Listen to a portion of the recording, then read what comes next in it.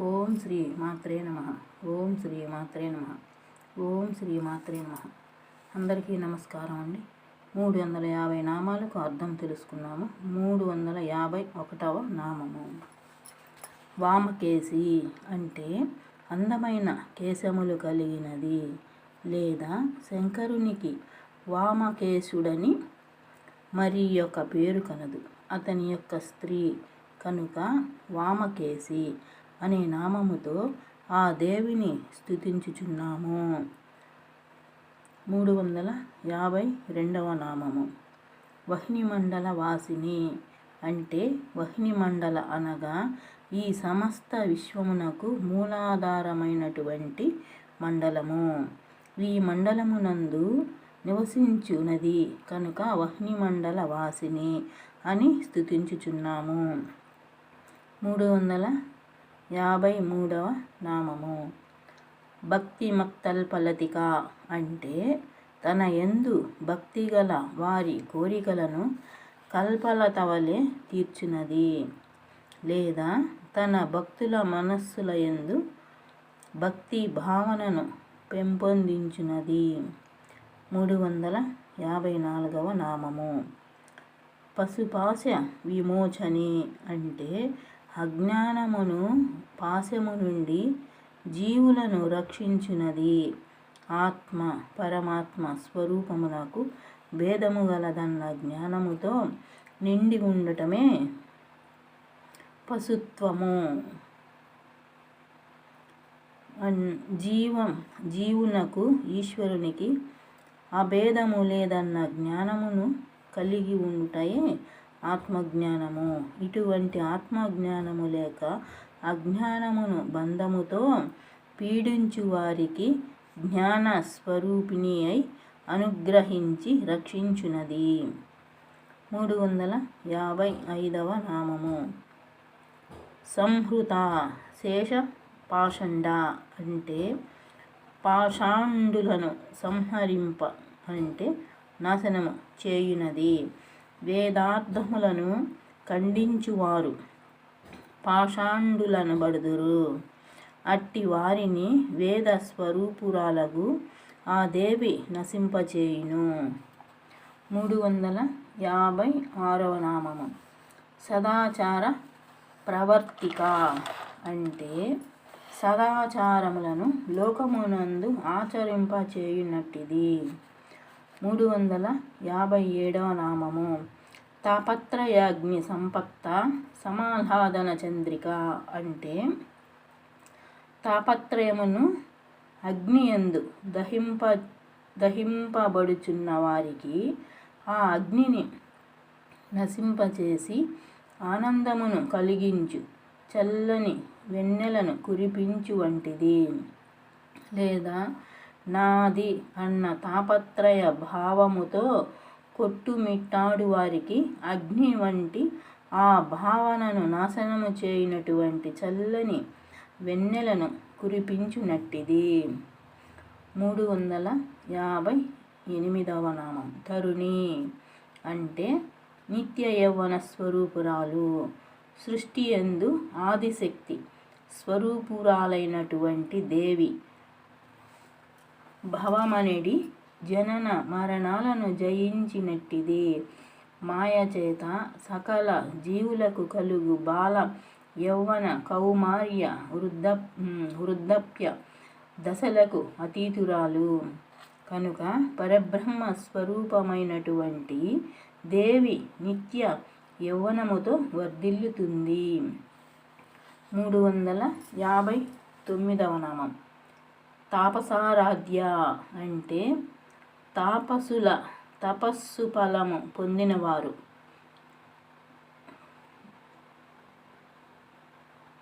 చే ఆరాధింపునది, తపస్యాలులచే పూజింపునది, తపస్సులు చేయువారు.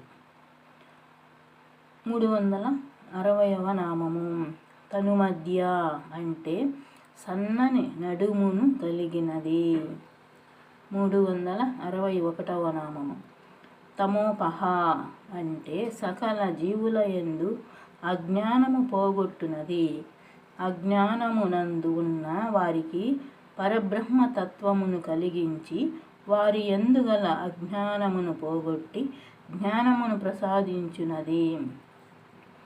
362వ నామము చితిహి అంటే చితిహి జ్ఞానస్వరూపమయి. జీవేచ్ఛ జీవేచ్ఛ అంటే జీవింప తగవలెనని కోరిక కలవారి యందు కరుణా కటాక్షములను కురిపించు చైతన్య స్వరూపమయి. 363వ నామము తత్పదల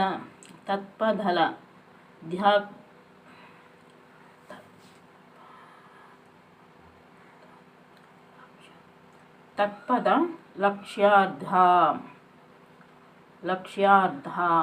అంటే తత్ అంటే అనుపదమునకు అర్థము కలిగి ఉన్నది. తత్ అనుపదమునకు అర్థము కలిగి ఉన్నది.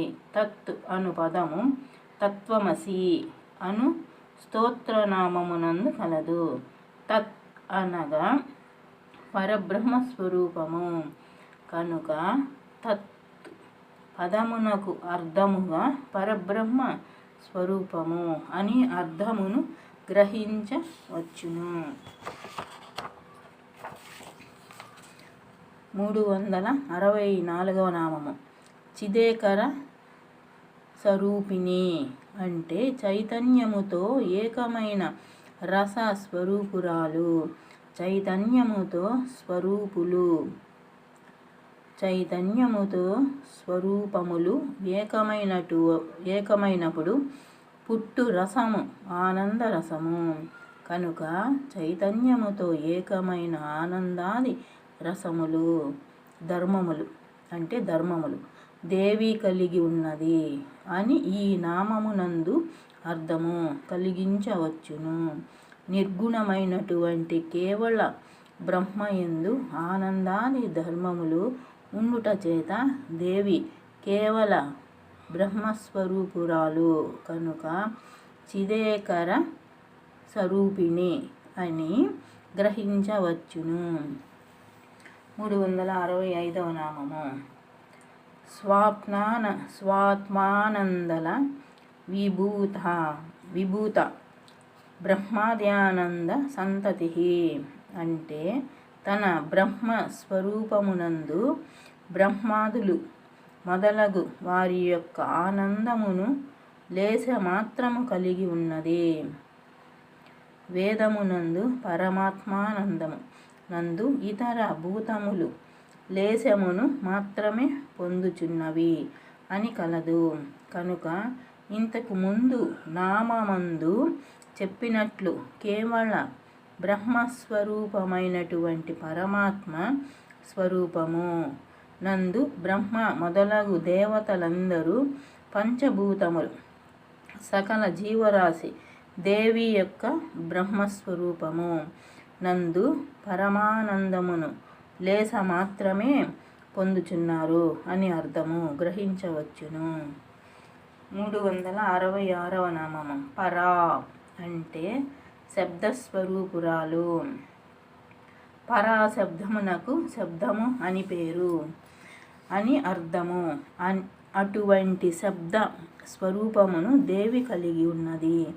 దీనికి శంకరాచార్యుల వారు మూలాధార చక్రమునందు ఒక భావము కలుగును. ఇది ఇచ్ఛాశక్తి. దీనికే పరా అని పేరు కలదు. ఆ భావమే హృదయము నందు ప్రవేశించి అక్కడ బుద్ధితో ఏకత్వమును పొందును.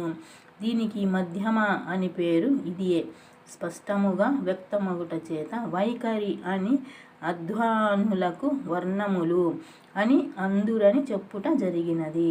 కనుక జీవుల నోటి నుండి వెలువడునటువంటి ధ్వనుల సమూహమునందు ఉండునట్టి శక్తి స్వరూపురాలు. 367వ నామము ప్రత్యక్షితీరూప. ప్రత్యక్షితీరూప అంటే అవ్యక్తము స్వరూపముగా కలిగి ఉన్నది. 368వ నామము పశ్యంతి అంటే సకలము ఆత్మయందు చూచునది. 369వ నామము పరదేవత అంటే పరబ్రహ్మము పరబ్రహ్మస్వరూపమయి సమస్త సృష్టియందు అత్యున్నతమైనటువంటి స్వరూపురాలు. 370వ నామం మధ్యమ అంటే పరమాత్మ స్వరూపము ఇంద్రియముల చేత పట్టుబడనటువంటిది కాదు. ఆమె అవయములో కల బాహ్య స్వరూపురాలు కాదు. మిక్కిలి కఠినమైన రూపము అంటే రహస్యమైనది కలది కాదు. ఆ రెంటికి మధ్యగా ఉండునటువంటిది. 371వ నామం వైఖరి నిస్సంశయమైనటువంటి కఠినమగు రూపమును కలిగి ఉన్నట్టిది లేదా కర్ణ రంధ్రమును పొందు ఉన్నట్టిది అని అర్థము. 372వ నామము భక్త మానస హంసిక అంటే తన భక్తుల మనస్సు అనే సరోవరమునందు అంశరూపముతో విహరించునది. 373వ నామము కామేశ్వర ప్రాణనాడి అంటే కామేశ్వరుని అంటే శివుడికి జీవనాడిగా ఉన్నటువంటిది లేదా కామేశ్వరునికి ప్రాణమై ఉన్నట్టిది. 374వ నామం కృతజ్ఞ అంటే కృతముల యందు జ్ఞానమును కలిగి ఉన్నట్టిది. కృతములనగా పాప పుణ్యకర్మలు ఈ రెండింటి గురించి జ్ఞానమును కలిగి ఉన్నది. దీవి కర్మలు రహితురాలు కనుక పాపపుణ్య కర్మలేవి ఆమెకు అంటవు. తన భక్తులు నిర్వర్తించు కర్మల యందు పాపపుణ్యముల భేదము ఆమెకి తెలిసి ఉంట చేతనే ఆ కర్మఫలముల అనుసారము మోక్షమును ప్రసాదిస్తున్నది. 375వ నామము కామపూజిత అంటే కామునిచే పూజింపబడినది. కాముడు అంటే మదనుడు. కాముడు అంటే మనదుడు ఉపాసించినట్టి స్వరూపురాలు. మనదుడు ఉపాసించినట్టి స్వరూపురాలు. 376వ నామము 376వ నామము శృంగార రస సంపూర్ణ అంటే శృంగార రసముతో నిండి ఉన్నట్టిది అనగా అజ్ఞానముతో నిండి ఉన్న వారిని ప్రధానముగా ఆదరించున్నది.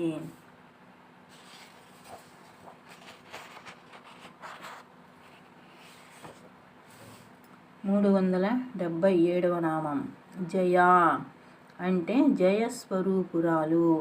ఈ నామమందు వరాహగిరి ఎందున్నట్టి దేవికి జయ అను పేరు గలదు కనుక ఈ నామమందు ఆ నామముతో జగన్మాత అగు లలితా త్రిపుర సుందరిని స్తుతించుచున్నాము.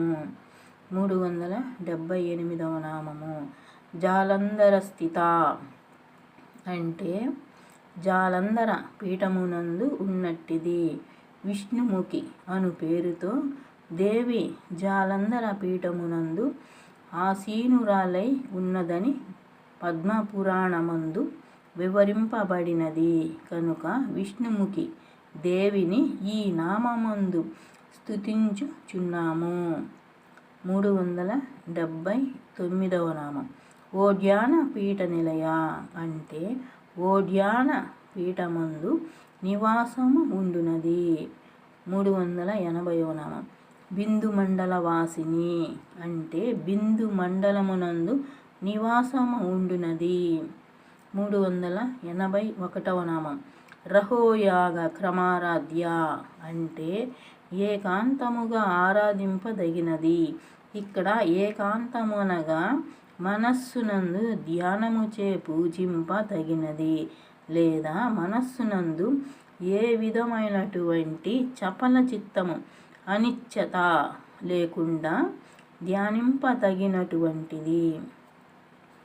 382వ నామం రహస్తర్పణ తర్పిత అంటే చైతన్యమను అగ్నియందు ఈ పృథ్వీ అంటే భూగోళం మొదలు శివతత్వం వరకు గల సకలమును నేను హోమము చేయుచున్నాను అనే భావన చేత సంతృప్తురాలగునది. 383వ నామము సంధ్య ప్రసాదిని అంటే ఇంతకు ముందు చెప్పిన 2 కార్యములను నిర్వర్తించు వారిని వెంటనే అనుగ్రహించునది. 84వ నామం విశ్వసాక్షిని అంటే ఈ సమస్త జగమునకు సాక్షిభూతముగా నిలిచి ఉన్నట్టిది. ఇంతకు ముందు నామములందు శివుడు ఈ సృష్టి నిలయం నాశనం చేశాక దేవి ఒక్కతే పరమశివుడు చేయు ఆనంద నాట్యమునకు సాక్షిభూతంగా నిలుచునని వివరింపబడినది. అలాగే సమస్త సృష్టికి సాక్షిగా నిలుచునట్టి ఏకైక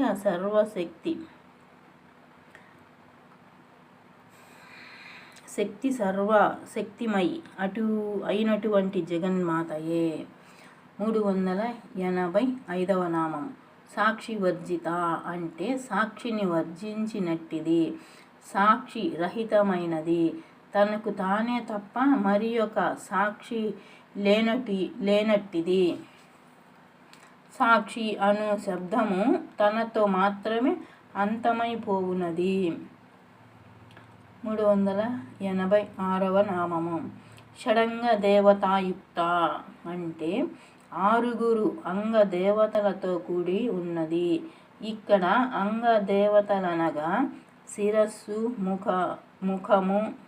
శిరస్సు, శిఖము, నేత్రములు, హృదయము, కవచములు, అస్త్రములు, వీటిని షడంగములు 6 అంగములు అందురు.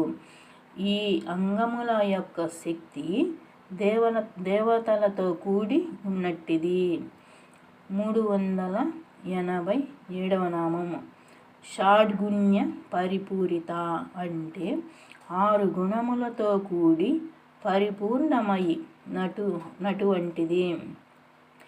ఈ 6 గుణములను జ్ఞానము, శ్రీ యశస్సు, వైరాగ్యము, ధర్మము, ఐశ్వర్యములని పరబ్రహ్మ భగవంతుని గుణములుగా చెప్పబడినవి.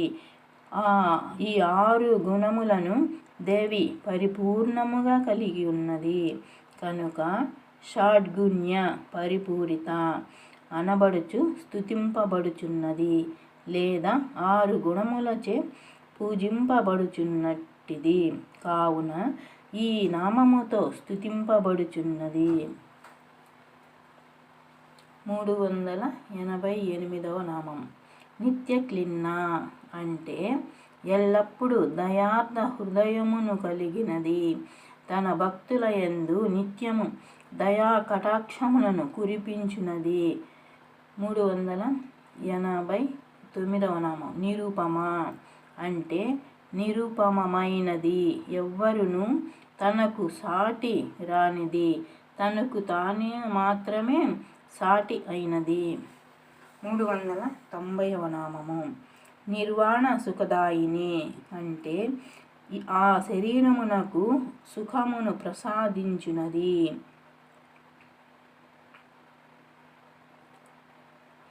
ఆ శరీర సుఖమనగా శరీరముతో అనుభవించలేనటువంటి సుఖము అనగా మోక్షము, అది ఆత్మతో అనుభవించు బ్రహ్మానందము కనుక మోక్షమును ప్రసాదించునట్టిది. 391వ నామం నిత్య షోడ శిఖారూప అంటే 16 నిత్యలు స్వరూపులుగా కలిగి ఉన్నట్టిది. లలితాదేవి మొదలు 16 మంది నిత్య దేవులు కలరు. మిగిలిన 15 మంది దేవులకి లలితయే ఆత్మశక్తి. వారందరూ లలితాదేవికి అంగదేవతలు కనుక 16 మంది అంగదేవతలు కలిగిన స్వరూపము కలది.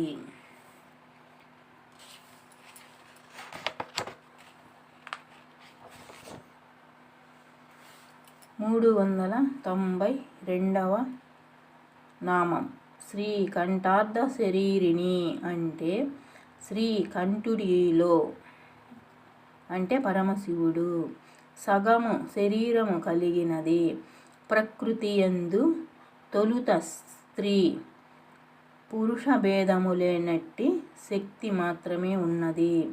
సృష్టి చేయుటకు ఆ శక్తి స్త్రీ పురుష భేదమును ధరించినది. ఆ శక్తియే శివ పార్వతులుగా గుర్తించబడుతున్నది కనుక శివునిలో సగభాగం అయినట్టిది. 393వ నామము ప్రభావతి అంటే విశిష్టమైనటువంటి ప్రకాశమును కలిగి ఉన్నది లేదా ఆవరణ దేవతలే ప్రకాశముగా కలిగి ఉన్నది. 394వ నామం ప్రభారూప అంటే ప్రకాశించు గుణము కలిగిన స్వరూపురాలు. ఇక్కడ పరమాత్ముడు జ్యోతి స్వరూపుడు కనుక జ్యోతి ప్రకాశించుచు కిరణములను ప్రకాశింపచేయు గుణమును కలిగి ఉండును కనుక కిరణములు కూడా ఆ పరబ్రహ్మస్వరూపులే. పరబ్రహ్మస్వరూపం దేవియే కనుక ప్రభారూప అని స్తుతించుచున్నాము. 395వ నామం ప్రసిద్ధ అంటే సమస్త జీవులకు తెలియదగినది లేదా సమస్తమునందు తెలుసుకొనదగినది. చైతన్య రూపురాలైనటువంటి దేవి జీవుల యందు ఆత్మస్వరూపము తానేనని తెలియబడుచున్నది. 396 నామం పరమేశ్వరి అంటే పరమునకు అధిపతి. ఇహమునందు భూమండలమునకు ఒక రాజు అధిపతిగా ఉండును కానీ పరమునందు సృష్టిలోని సమస్త ప్రాణకోటికి ప్రభువు ఆ జగన్మాత ఒక్కతే. 397వ నామం మూల ప్రకృతి అంటే ప్రకృతికి మూలమైనటువంటిది. పరమాత్మ స్వరూపము సృష్టికారిణి. 398వ నామం అవ్యక్త అంటే వ్యక్తము చేయలేనటువంటి స్వరూపము కలిగినది. ప్రకృతికి మూలమైనటువంటి శక్తి స్వరూపిణి. మాయముల స్వరూపిణి. సృష్టికి ప్రథమ కారణభూతురాలు కనుక ఆ దేవి యొక్క రూపమును వ్యక్తము చేయుటకు సాధ్యపడదు. 399వ నామము వ్యక్తావ్యక్త స్వరూపిణి అంటే అవ్యక్తమునందు వ్యక్తమైనట్టిది. వ్యక్తము చేయలేని శక్తి మహత్తును కలిగి ఉన్నటువంటి దేవి వ్యక్తము చేయుచున్నాము కనుక అటువంటి అత్యున్నతమైనటువంటి శక్తి స్వరూపిణి అని దేవి యొక్క మహత్తును ఈ నామమునందు కీర్తిస్తూ స్తుతించుచున్నాము. 400వ నామం వ్యాపిని అంటే వ్యాపించి ఉన్నది. ఈ సృష్టినందు గల ప్రాణకోటినందు సకల భూతములందు వివిధ శక్తులయందు వ్యాపించి ఉన్నది. 400 నామాలకి అర్థం తెలుసుకున్నాము. ఓం శ్రీ మాత్రే నమః. ఓం శ్రీ మాత్రే నమః. ఓం శ్రీ మాత్రే నమః.